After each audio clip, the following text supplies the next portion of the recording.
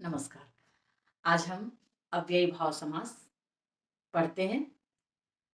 अव्ययी भाव समास जिसका प्रथम पद अव्यय होता है और उसी की प्रधानता होती है और शब्द जो बनता है वो नपुंसकलिंग एक वचन में। तो सबसे पहले पहला अव्यय है उप। उप यानी समीप के अर्थ में। और जैसे शिक्षकस्य समीपम, यदि एग्जाम में दिया रहेगा शिक्षकस्य समीपम तो हम बनाएंगे उप शिक्षकम।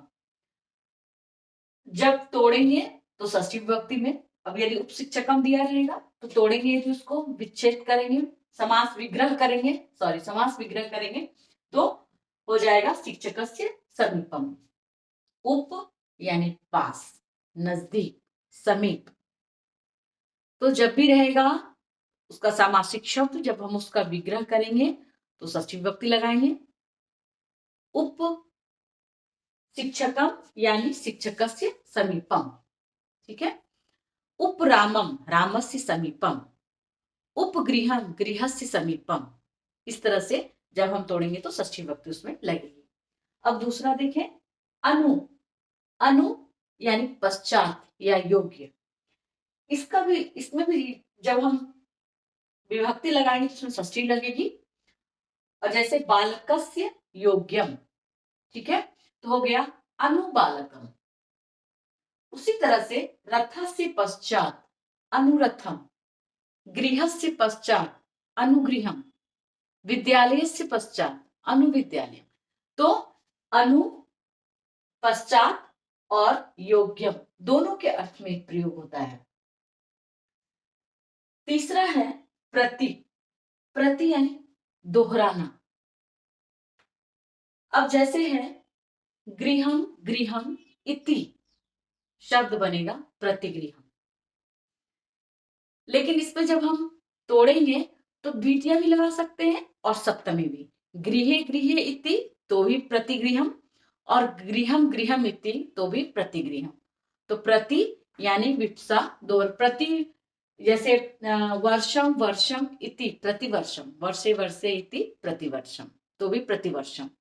तो ये थे हमारे समीप के अर्थ में उप, योग्यम और पश्चात के अर्थ में अनु, और दोहराना किसी चीज को तो वहां प्रति।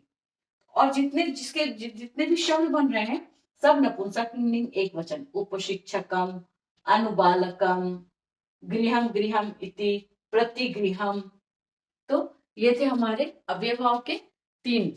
अब नेक्स्ट है, अगला अव्यय है निर और निश। निर और निश अभाव के अर्थ में प्रयोग होता है। जब शब्द के प्रारंभ में क ख प फ हो तो वहां निस लगता है और बाकी जगहों पर निर लगता है। अब जैसे है जनानाम अभाव, लोगों का अभाव, हो गया निर्जनम। क्योंकि इस शब्द के प्रारंभ में क ख प फ नहीं है। लेकिन जैसे फलानाम अभाव तो हो जाएगा निष्फलम, कलंका नाम अभाव तो निष्कलंकम। तो ये हो गए निर और निश, ये दोनों अभाव के अर्थ में प्रयोग होते हैं। जब हम समास का विग्रह करते हैं तो फिर उसमें षष्ठी विभक्ति लगती है।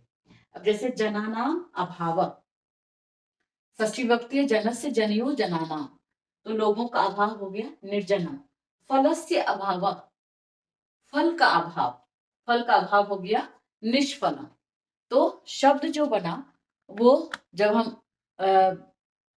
इसको समासिक शब्द बनाए तो हो गया नपुंसकलिंग एक वचन में। तो ये थे हमारे निर और निश। अब है यथा। यथा यानी अनतिक्रम, उल्लंघन ना करना।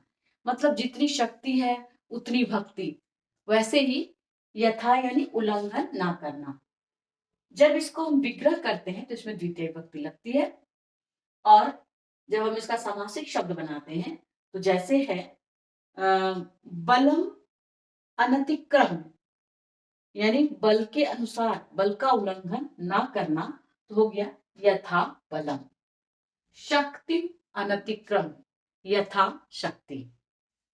तो जब विग्रह करेंगे तो द्वितीय लगाएंगे और जब इसका समासिक शब्द बनाएंगे तो बस इसका अनतिक्रम्य के अर्थ में बलम अनतिक्रम्य हो गया, यथा बलम शब्द बना नपुंसकलिंग एक वचन में। उसी तरह से है स यानी साथ या सहित। इसमें तृतीया विभक्ति लगती है, जब हम विग्रह करते हैं तो इसमें तृतीया विभक्ति लगती है। और सामासिक शब्द जब बनाते हैं उसका, जैसे राम श्यामेन स, श्याम के साथ, तो हो गया स श्यामम।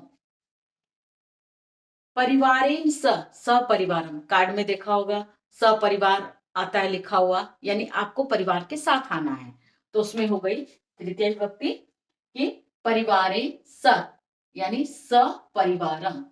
वैसे ही श्यामेन स श्यामम, तो रामेन स रामम।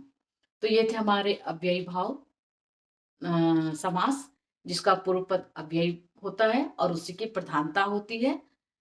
बहुत जगह पे विग्रह जब करते हैं तो कहीं द्वितीया लगती है और कहीं सप्तमी लगती है, कहीं षष्ठी लगती है। तो इन सब चीजों को याद रखें, कहाँ द्वितीया, कहाँ षष्ठी और कहाँ सप्तमी लगती है। इस तरह से अव्ययी भाव समास